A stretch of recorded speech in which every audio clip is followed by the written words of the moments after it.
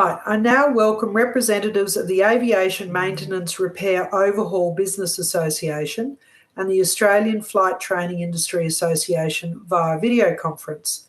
For the Hansard record, could you please give your name and the capacity in which you appear today? My name's Ken Kinane, and I appear here as the Executive Director of the Aviation Maintenance Repair and Overhaul Business Association. Thank you.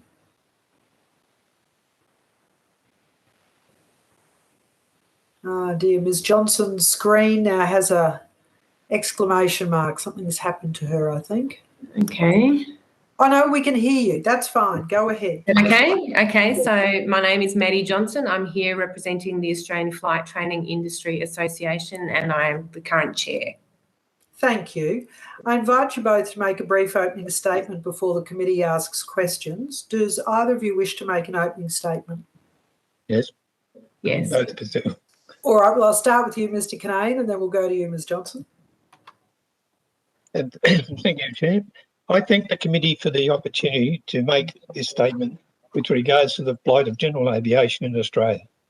Based on my 20+ years of industry experience, 20 years in aviation departments, CAA and CASA, and nearly 20 years as the Executive Director of AMROBA, I can state that general aviation operations and civil aviation activities have never been in a worse condition, legislative or regulatory-wise. During my time as a regulator, I had the privilege to serve for a few years on the prestigious International Directors of Maintenance Group, a small committee of the top 6 aviation regulators, maintenance managers. That gave me great insight into international harmonisation.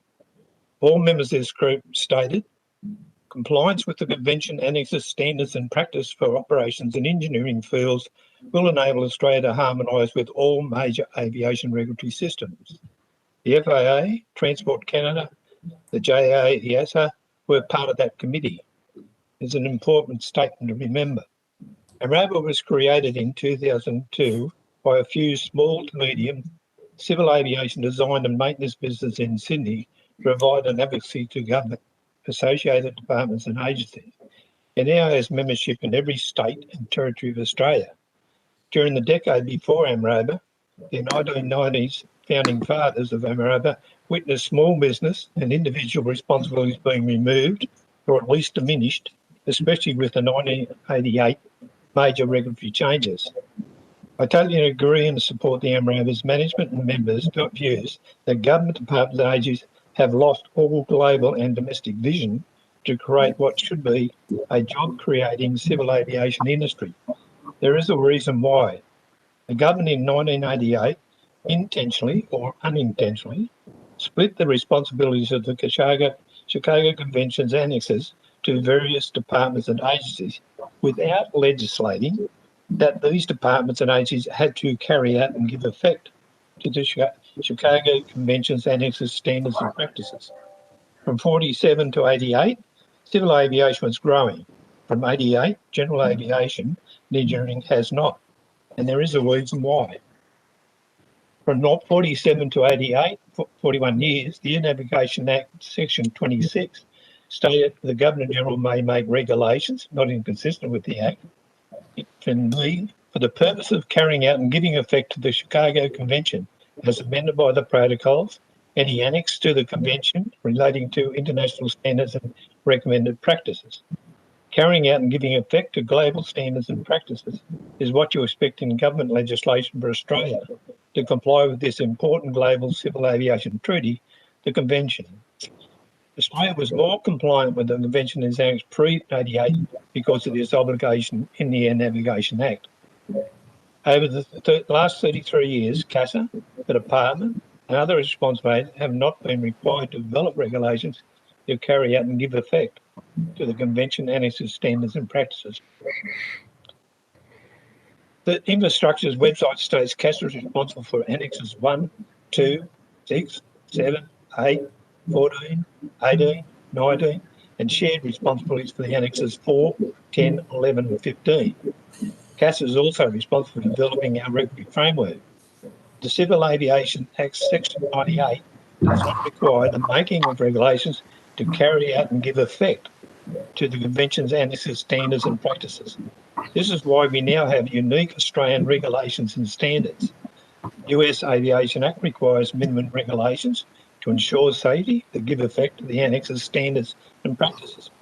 New Zealand places the responsibility on the Minister to ensure that New Zealand's obligations under international civil aviation agreements are implemented. There's a conceptual difference. Minimum regulations carry out and give effect to the convention, annexes, standards and practices by other nations versus Australia's prescriptive regulations that don't necessarily carry out or give effect to the conventions, annexes, standards and practice. The outcome is Australia now has unique regulations that has led to inquiry after inquiry, and now this inquiry with global recognition. The 1988 civil aviation regulations did not copy all of the navigation regulations and orders. Over 1,200 small flying schools were disenfranchised in 88. Additional regulatory changes soon after also caused the loss of many small directly supervised maintenance organisations, the start of the GA collapse. Aviation maintenance personnel training standards no longer have to comply with the annexes, standards and practices.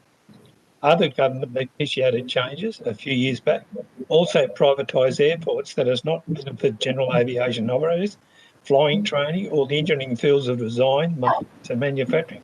Instead of a viable aviation industry on airports, the industry has been reduced and replaced by non-aviation businesses, especially at metro airports. The general aviation operations sectors and engineering activities have been trying to recover from these changes since that time. In our opinion, government has not legislated since 1988 to develop a civil aviation regulatory system that carries out and gives effect to the conventions, annexes, standards and practices. AMROBA would like to make it very clear. Aviation technical speeds within AMROBA's membership far exceeds those that are employed with the government and its agencies. Some members have more practical experience with foreign aviation regulatory systems, such as the FAA, the EASA, Canada, New Zealand, Papua New Guinea aviation regulatory systems, as they hold approvals from those countries so that they can actually trade in these foreign countries. There is no government-to-government agreements to recognise and accept in our own right CASA-approved organisation or the government aviation certificates by other trading nations outside the limited PASA with the USA and New Zealand. Members holding multiple NAA approvals recommend and support adopting the fast structure and system to advance Australia's general aviation operations, pilot training and engineering fields of design, manufacturing, maintenance and technical training in our Asia-Pacific region, mainly with the USA. Finally, this won't happen until government includes in aviation-specific acts requirement for regulations to once again carry out and give effect to the convention, standards and practices. Thank you. Thank you, Mr. Kinane. Ms. Johnson. Thank you. So thank you for your time today and the opportunity to speak about flight training, general aviation, education and industry requirements to ensure that there is a sustainable supply of Australian-trained aviation professionals for our nation. Because of the physical size and geographical location of Australia, our aviation ecosystem is critical national infrastructure. Both our aviation ecosystem and sovereign training capabilities have been diminished to the point where they are critically at risk if action is not taken immediately. Currently, we do not have sufficient resources for a sustainable future for this ecosystem. Pre-COVID, flight training was under pressure from the lack of instructors, trainers overall, but especially experienced heads of operation, senior instructors, flight examiners, and airline check and training captains. That's not to mention the maintenance organisations that Mr. Kinane was previously speaking about. This was mainly due to the vacuum effect created by the expansion of air travel globally. Fewer and fewer hours of flight. This has a waterfall effect all the way down to the foundation flight schools training brand new pilots. Additionally, the CASA regulatory regime and the education funding.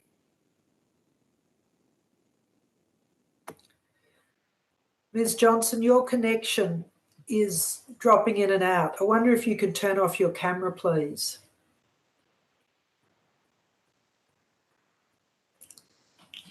Thank you. And go back about 30 seconds worth and start again.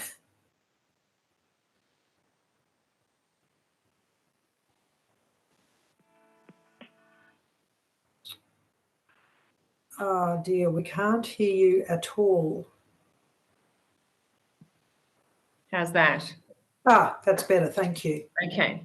So pre-COVID, flight training was under pressure from a lack of instructors and trainers overall, but especially experienced heads of operation, senior instructors, flight examiners, and airline check and training captains.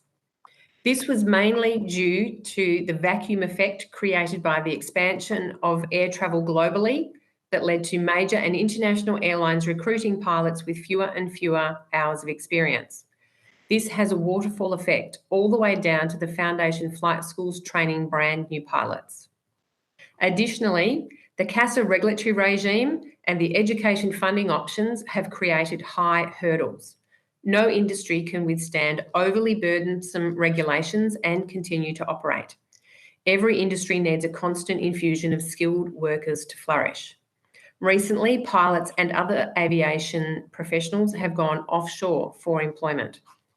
As a result, our sovereign training capabilities for our general aviation industry are greatly reduced.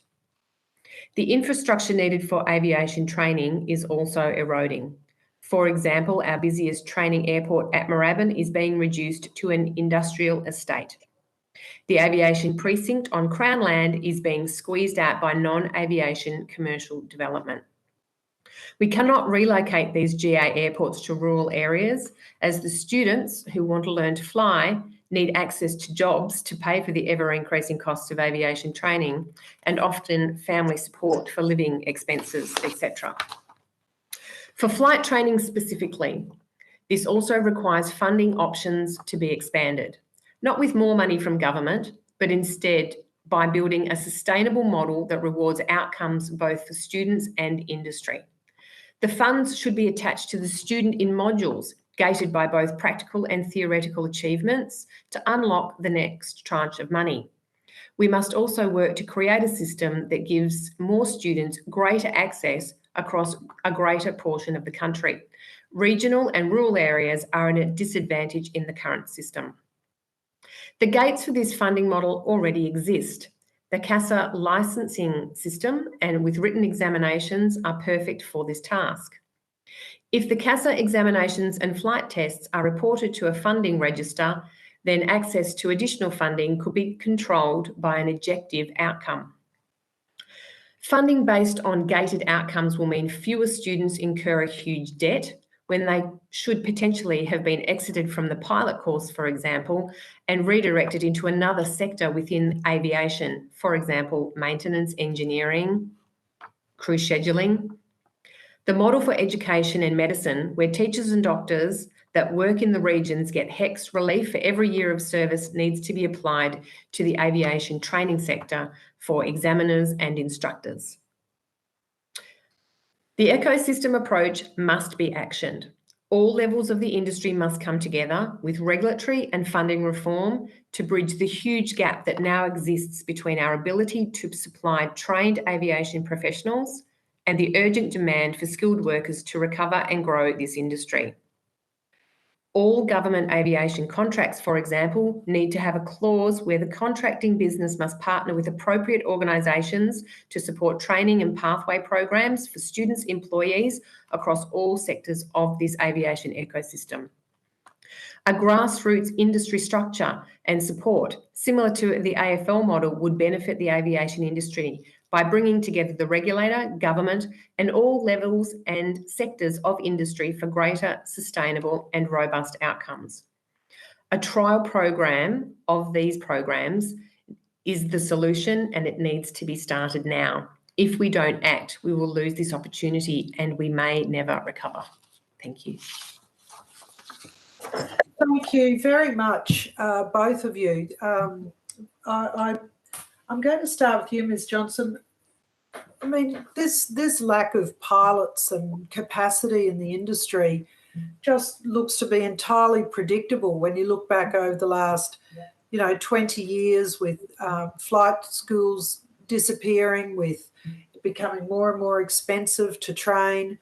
What would you say to that? Is that a bit alarmist to say that, CASA should have seen this coming? I think as an industry, we should have seen this coming, and many people said there are peaks and troughs in aviation. Just look back through global financial crisis, previous SARS. There's been quite a few 9/11, and there's peaks and troughs. And in my opinion, what have we learned as an industry, as a regulator, to actually have a sustainable pathway? We've learnt nothing. So I totally agree that this was foreseeable, and we should have been putting things in place previous to, we will always have peaks and troughs, but we really need to try and flatten those out. And I am totally committed to the grassroots style of industry. We need to come together as an industry. We are terribly fragmented because the big ones eat the smaller ones who eat the tiny ones. And for whatever reason, I think if we don't bring this together, this pilot shortage is going to, and maintenance shortage as well, is going to have a catastrophic effect on the travelling public. There's plenty of opportunity here to correct this, but we do need to action it now.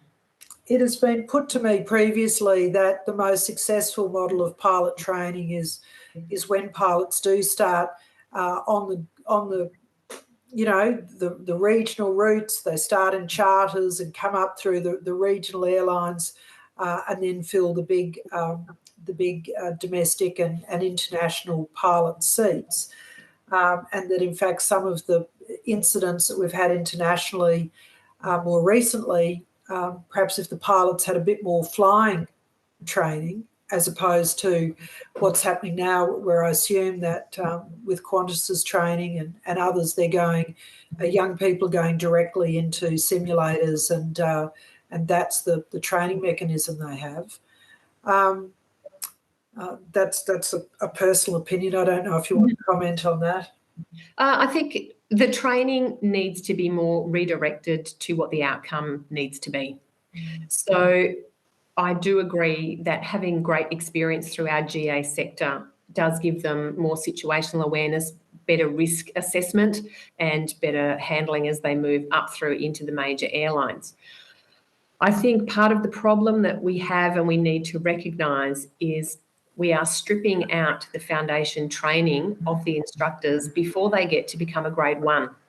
So pre-Part 61, when you became a grade 1 instructor, you automatically received the privilege of being able to do instructor rating training, which would produce more instructors.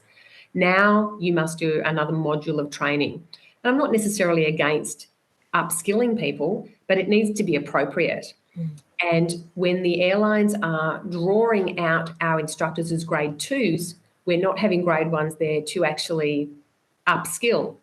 So therefore, we don't have these instructors to make new ones, which means we won't make new pilots. Yeah. So this is the main problem here, that our system isn't connected. And because of that disconnection, it's causing enormous lack of knowledge and experience in the foundation training sector, and watering it down to the point where we just can't make pilots anymore. So a couple of the thoughts that I had was we need to have these students put into industry, where we're saying that we're vocational education, yet how do we get them to be in industry when there isn't a mechanism currently that allows them to have such as apprenticeship style or first job placement? So do we add an extra competency in place into the diploma and degree programs that is that work placement? Because we can't employ them until they're a CPL. And from a business point of view, you've got the most expensive person in your business overshadowing and oversighting the most junior, and it's expensive to onboard people. So if we can get some support for the first 6 to 12 months of each brand new student heading into, and this could be for maintenance as well, but particularly for flying, then the charter operators who run single pilot ops may, for example, say,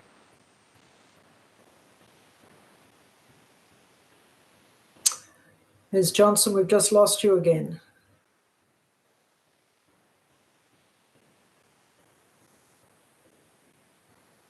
Just give her a minute and see if will reconnect.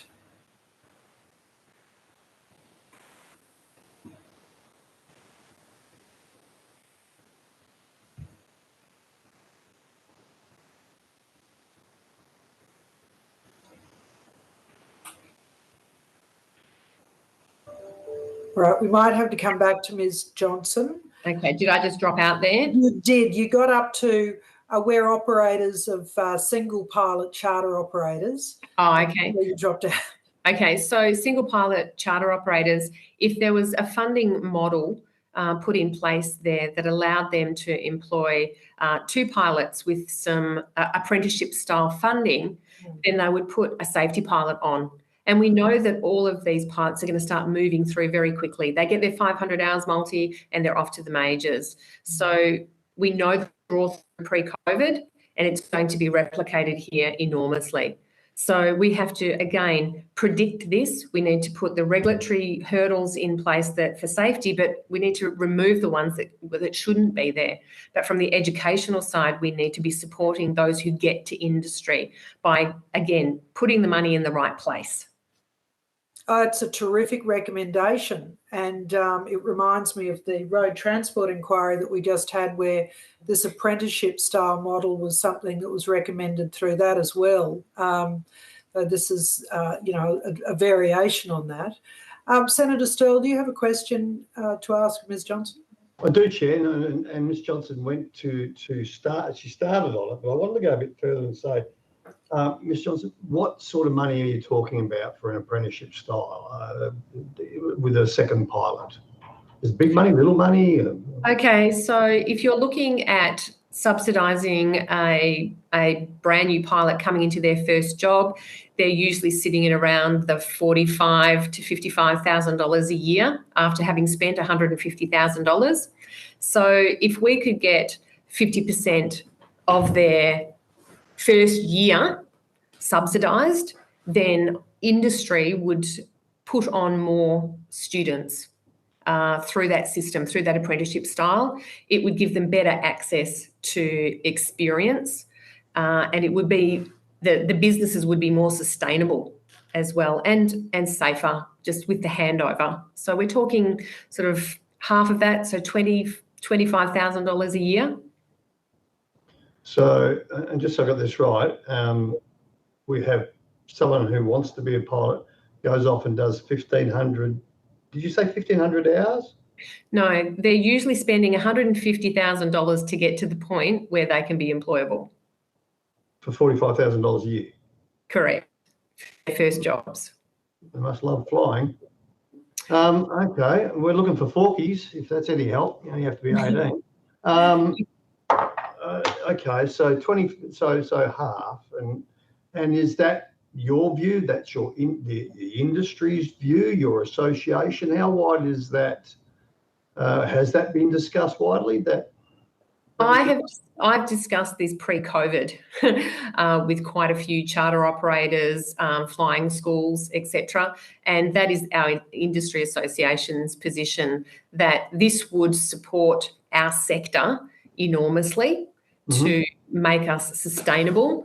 And another one of the ideas that I put forward was similar to what is out there now, which I spoke about earlier for education and doctors, that if they go into regional, remote or rural areas, they get a HECS kickback for every year that they stay there. Now, we need to incentivise for our instructors to stay in instructing for longer so we can actually get them to the point where they can recreate themselves. Now, if we were to use, for say the next 5 years, put a program in place where when you became a grade 2 instructor, you received let's say $10,000 off your HECS debt. And if you stayed as a grade 1, you got $15,000 off your HECS debt for every year. that would be a really good way to incentivise them to stay in our training sector so we can be sustainable. The other side of this is having pathway programs so that the instructors or the pilots, as they come up through, we know that they start flying schools and small charter operators, and then they just move bigger and bigger and bigger till they get into the majors. If we can actually have sustainable pathway programs where our sectors of industry work together rather than just strip them out and give an actual program. So, for example, if we could work with the unions and the majors to say that an instructor was going to receive a seniority number, but they needed to stay in training for a period of time, then we know that the hurdle there is really the pay gap. So if we are going to get government to come in and assist with this HEC-style repayment for every year that they stay back in training, then the gap is much less. And then maybe we need to get the major airlines to recognise the rest of us as industry and our worth, and maybe they need to kick in for that as well. We're not asking them to stay for 5 years. We're asking them to probably stay for an extra 12 to 18 months. Okay, that's the trainers, but coming back to the pilots with the apprenticeship scheme that the association, the industry wants to talk about, this is a 12-month apprenticeship, a wage subsidy for 12 months? For instructors and for and pilots. Instructors are pilots. So it's the same whether you're going to go into a flying school or whether you're going to go into a charter operation. Same thing. And you said 12 to 18 months. Then after that, business as usual. Then they would move on into industry, correct. And they would have the experience then to be able to move through industry as well. Because I think, what we have picked up over the many, many years is that this industry, you are the breed, the small operators, regional, you're the nursery. Correct. Right? Absolutely. We are the estuary, and we unfortunately have been overfished. Yeah, sure. And regardless of what legislators and governments want to do or admit, it's just true. It is just absolutely true. The majors aren't going to come to 16-year-olds and say, would you like to be a 380 captain in 10 years' time, because we're going to do all the training for you. It doesn't happen that way. So correct. I understand that. I know, I fully understand that. Okay, well, thank you. Chair, that's where I wanted to go. Thanks very much. Thanks very much. And just following up from Ms. Johnson's comment about, we're the estuary and we've been overfished. Mr. Kinane, I'm assuming that it's overfishing is the reason that there's not enough flight engineers as well. We heard evidence from flight maintenance business in Ingham. I know it's the same in Mount Isa and Cloncurry and other parts of Western Queensland. Where have all the flight engineers gone? Well, maintenance engineers have a very, very scarce group of people nowadays. There's very little confidence. And talking on the training is not providing the skill sets for the people to work outside a major airline structure. I've been a member of the Education Committee for the last about 3-4 years, trying to transition into competency-based training. The maintenance system, we originally had ICAO sort of standards built within the system, but over the last about 8 years, it's now trying to just develop training that will underpin the training for each type of license category. If you go back prior to that, the training that I had provided you with the skill sets to work on aeroplanes or helicopters. It was broad training, but it then allowed you to progress into any license system you need. Now it's getting more like the training is disappearing towards just supporting the license structure itself. The basic education standard for a broad-based AME to develop the skills has disappeared in most of the training environments we've got in Australia. There's been a gap between CASA's attitude, which they stick to an old 75% pass mark, whereas the competency-based training system of Australia for 30 years is based around competence, that you're competent. That means you've got the knowledge and you've got the practical. It just hasn't met. CASA hasn't shifted. They still demand us to stick to the type of training they had in the past. getting people through the system. And the other part of the problem we have when we go and talk to school leavers and that, the problem is the school leavers immediately pick up their tablet, search for jobs in the industry, and there's very few jobs floating around because everyone's frightened to put apprentices on to expand the industry simply because they don't have a confidence in the future direction or development of aviation in Australia. So what you're looking for then, just to go back a step, so I hear this consistently that aviation in Australia under CASA over recent years has been very focused on the big airlines, on the Qantas and Virgins, and there's no proportionality in the regulations that allow appropriate regulations for this small operator at Ingham versus the aircraft engineer who might be operating in Qantas. So, you know, what you're saying is that we really need strong signals from both the Department of Aviation and CASA as the regulator, strong signals of support to the industry that they would start bringing on apprentices. I can explain that when I was in CASA at the time, I was in the senior executive soon after the civil aviation regulations came in, and the executive actually realised that the bringing into those regulations did shut down small aviation businesses in Australia.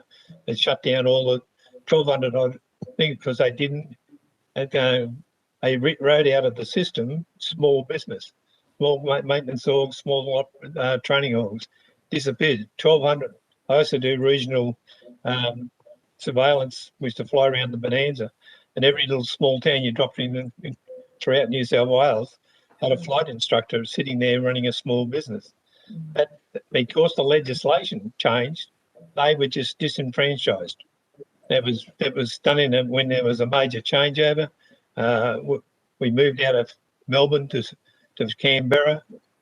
Very few management and even very few of the previous people within running the authority moved from Melbourne up to Canberra. It was kept alive for a few years by seconding people from the regions. I got seconded down there. I was an ex-regional manager for New South Wales, Victoria.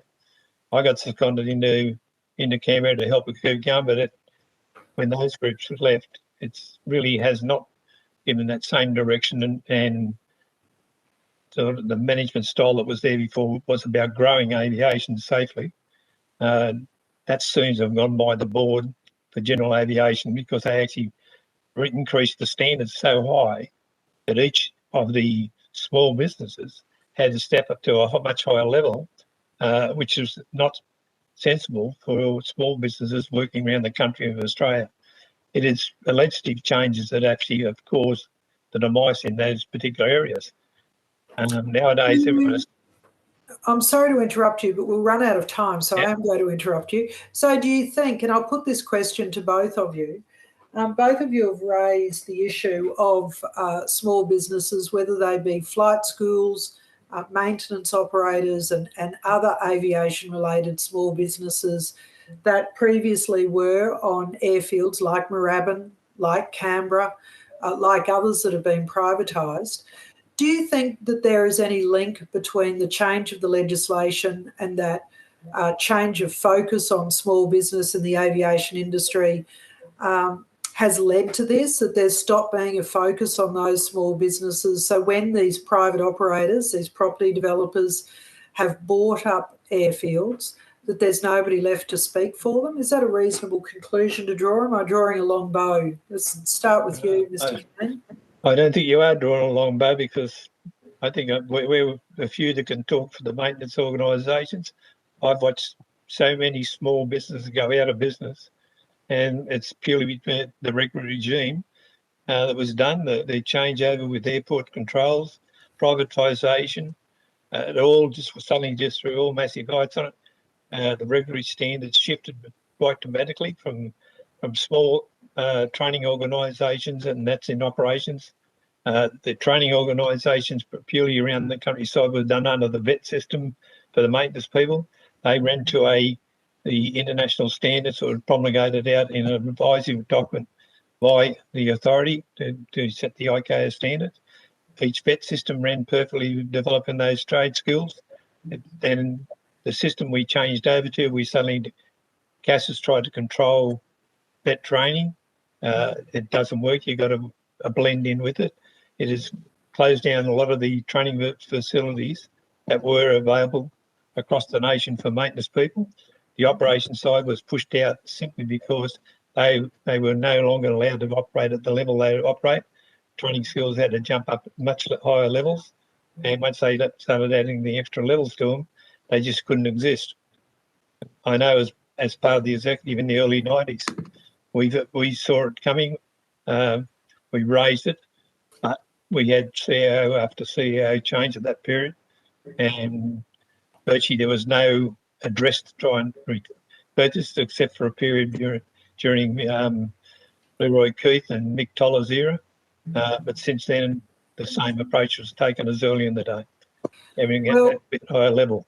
On a happy note, we have a new CEO who is a capable woman, so no doubt she's watching this, or at least her staff are. So let's hope that message gets through. Ms. Johnson, would you like to have the final comment on small business and operations in flight schools and maintenance, particularly on those airfields that have been privatised? Okay, so the footprint of aviation on a lot of these small airports now, all these big airports as well, has been reduced enormously. So what we need to make sure we understand here is when the aviation footprint is reduced, then our capabilities to be sustainable and any business would want to grow has been reduced. So you add to that the regulatory framework, which is just more and more difficult. So from a Part 141, 142, there's no scaling there. So you can have an enormous school with 300 students, or you can have a school that's got 50 or 100 students. And the education funding options as well is quite prohibitive, and it's really restricting a lot of students that could be out at regional, remote or rural airports. So it's restricting our business opportunities in small business when the airport doesn't give you a footprint that you require to be able to operate commercially, and then prices just go up. So we are an ecosystem. Without maintenance engineers, pilots don't fly. Without pilots, maintenance engineers have got nothing to do. You know, we all need to hold hands and actually come up with a ecosystem model that has attention to all of these, including pilots, including maintenance engineers, including airports, including the regulator and the education department.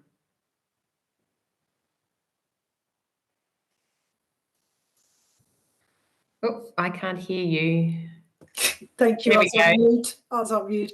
Given Yep. we've got this looming crisis of existing Yep. pilots being sucked out into the overseas flight markets because they're opening up Yes. more quickly than we are, I think this is the most urgent thing that we can be addressing, is how do Absolutely. we very quickly supercharge the training of both pilots and maintenance and all those supporting industries, and small business will do it if we allow them space on airfields and we support them. So correct. So I've put together, which we can talk offline about, a program that really is a networking program of that we should put together a plan, a pathway program that we need to implement immediately. If we go to put it through education department and get them to change the wheels, it will never happen. So we need to actually do a pilot program, I suppose you would call it, for maintenance engineers and pilots, and start it immediately. We need to increase the profile of these careers in our aviation ecosystem for students, and we need to start that now, almost like start our fan base for the 20 years with our grassroots program. But we need to come up with this now and say, all right, first quarter next year, we must start with 20 maintenance engineers, we must start with 20 pilots, And we can do it at varying stages depending on where they're at now. There are those who need to start from the beginning, and then there are those are midway and those who are ready to enter the market. So we can trial all of these different funding styles to see which ones are most effective and which ones push them into industry quickly, but also with the skill base that they require. So is this something that should be measured by CASA, by the Department of Aviation, by industry bodies? I mean, somebody needs to set up the goalposts and what's the target, and then measure whether or not we're getting it on a quarterly basis, I assume. Okay, so we've actually started putting that paper together at AFTIA, and I think it's actually getting everyone at the table. So this isn't just one. Obviously, you need to have some KPIs in place, but I think this is where CASA need to come on board and say, all right, we're going to, from a regulatory point of view, we're going to be part of this program to see how it works. The education department from the funding option needs to come in and say, all right, we're going to fund this way to see how well it works. And government as well. So I think everyone needs to come to this together and work together on it. It isn't just one area. Just before you, Jane, we are working with infrastructure, and infrastructure is trying to arranges with the education department for the education department to take over the training standards and requirements for the aircraft maintenance engineering sector. All right, well, we are very sadly out of time. We could have spoken for much longer. Yes. I'm very grateful to you both for the time you spent providing your submissions and providing evidence today. No doubt we will talk again after this, and I look forward to continuing to support the general aviation industry get off its knees and back on its feet. So thank you very much, Senator McDonald. Thank you.